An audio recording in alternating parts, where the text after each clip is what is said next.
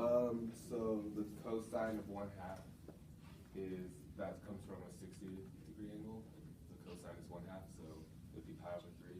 Pi over 3? Yeah. Okay, now, did everybody else get that? Mm-hmm. Some said no, so let's take a look.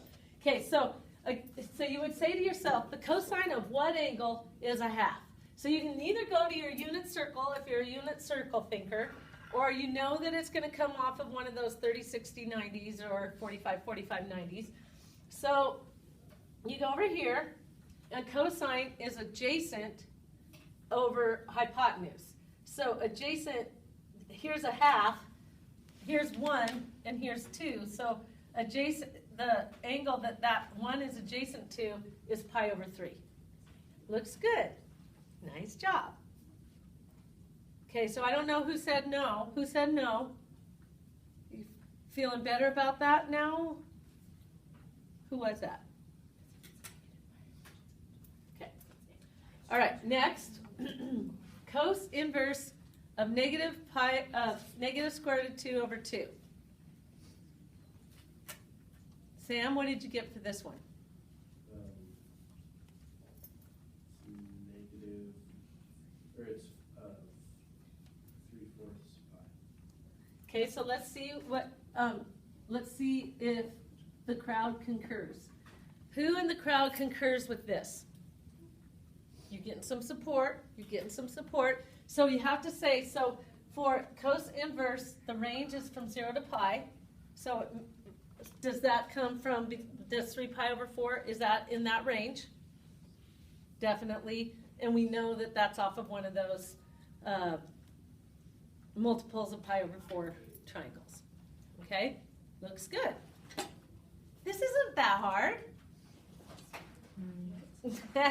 Okay, Carolyn, what did you get for this one?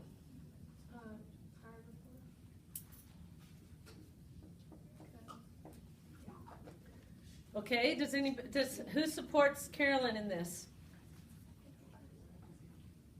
She's getting some support. She's feeling the love. Okay? Yes. Okay, any questions about that one? Okay, Morgan or Jackson, sorry. So if I wrote these all in degree measures instead of radian measures, would I have gotten that wrong or right? You know what? That's a good question, actually. Unless it says, we've been using radian measures the whole time. So when I gave these, I've been talking about it in radian measures. But if it was just these ones like this, I would probably say you're fine. But when we start to do the composition functions, I think it's a good idea to stick with radians. And you know, it might just be good practice for you to stick to radians for a while, just to think in radians. Okay? All right, unless it says otherwise. All right. Did anybody get this one? Okay, Ms. Viticello? I got negative pi over 6.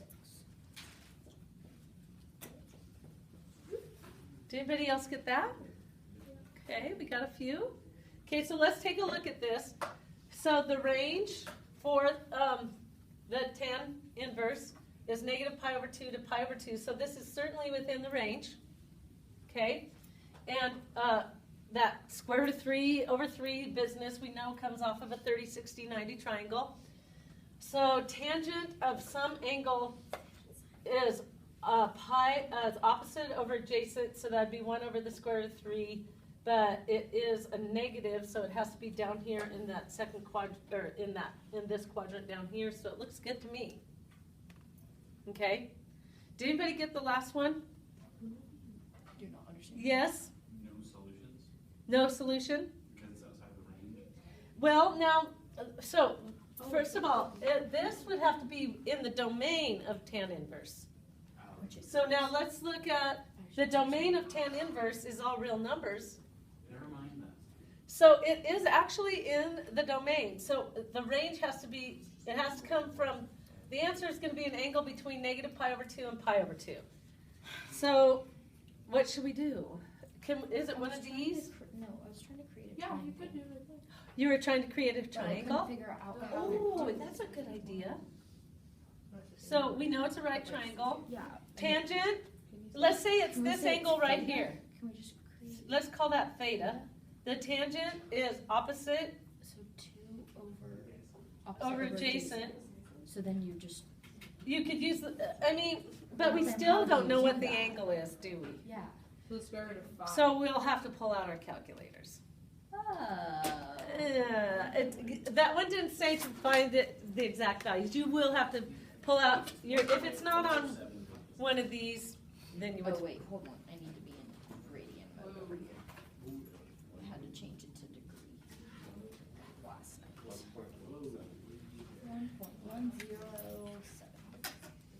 1.107. 1.107, is that what you guys said? Mhm. Okay. All right, so that was kind of, I threw that up there. They actually asked a little bit different in the examples that I was looking at. So we'll look at those in a minute, but I wanted to, sometimes you will have to get your calculator out to do them. Okay? So wouldn't that be like?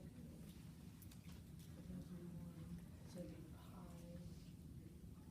it'd be It's on the unit circle, 1 radian is about right here. So it's somewhere up in here.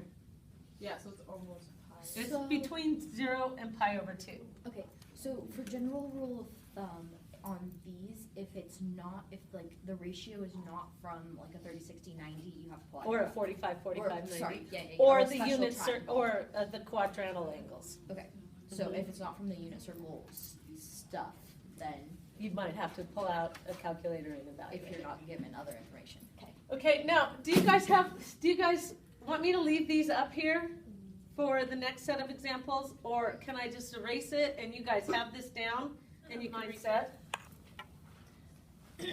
Excuse me. So when we're doing, these are called the composition functions. So we're doing compositions of inverse trig functions with trig functions. So the first question I would ask myself is, what is the output I'm looking for? So you don't need to answer this just answer it in your head right now. Is the output going to be an angle, or is it going to be like the ratio of 2 sides of a right triangle? Okay, so if you know the answer to that, raise your hand. An angle or a ratio?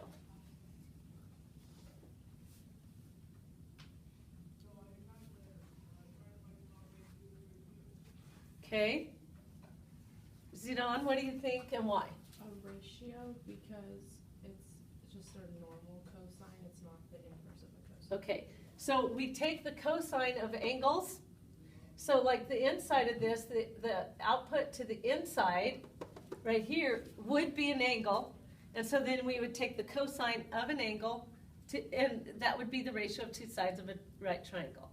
Now, in this case, we could actually draw a right triangle. And I always just call the angle theta. So we're going to say that the cosine of theta is what we're looking for, the cosine of theta. So this becomes theta in there. Okay, so here's theta, but this is the sine of some angle is x. So here's our angle.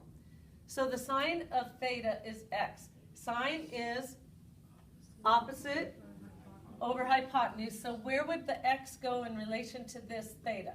Opposite? Opposite it. And what would the hypotenuse be? 1.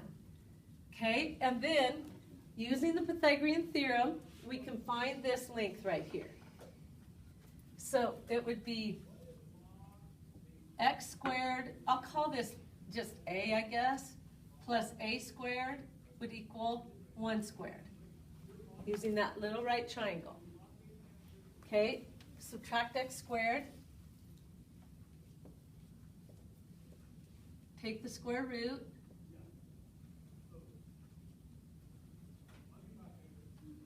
okay, so that's what this side would be, is square root of 1 minus x squared. Is everybody with me here? So now we're still referring to this angle. What's the cosine of that angle? The square root of 1 minus x. Yes.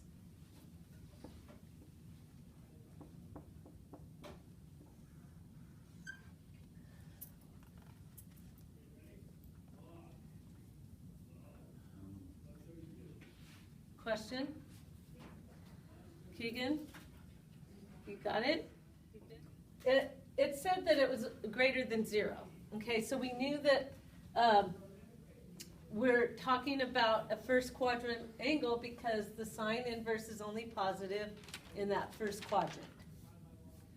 Okay, so now let's take a look at this. So there's a couple of questions. Question number 1, what would you ask yourself? Is the input in the domain? Okay, there's a series of questions. What's that? What kind of an output? I always start with what kind of an output, but you could start with Is the input in the domain? is the input in the domain of the inner function. Yeah. Okay, so now there's lots of questions you can ask yourself, but start asking yourself those questions. So what kind of an output are we looking for? Ratio. 1, 2, 3. Ratio. The final output is an angle. So if that outermost one is an inverse function, then the output has to be an angle, right? Yeah. Okay. So now, so you might just say that, oh, I'm looking for an angle. Find an angle. Okay. So now we can ask this question, is this in the input of this function? Yes. So is 4 pi over 7 in the domain of the cosine function? Yes. Yes, the domain of the cosine function is all real numbers. So it's definitely in the domain of that. Now, since these are actual inverses of each other, we could actually ask this, is this in the output, is it in the range of this function? Yes. If it's in the domain of this and in the range of this, and they're inverses of each other, then they just cancel each other out. So did you guys say this is in the range of this? Yeah. Yes. Okay, so 4 pi over 7. Wait, so if it's in the domain of If, cosine? yeah, so if these are inverses of each other to begin with, and this is in the domain of this, and in the range of the outside one, then we know that they can just cancel each other out. Does that work the same way if they're switched around? Uh-huh, yep.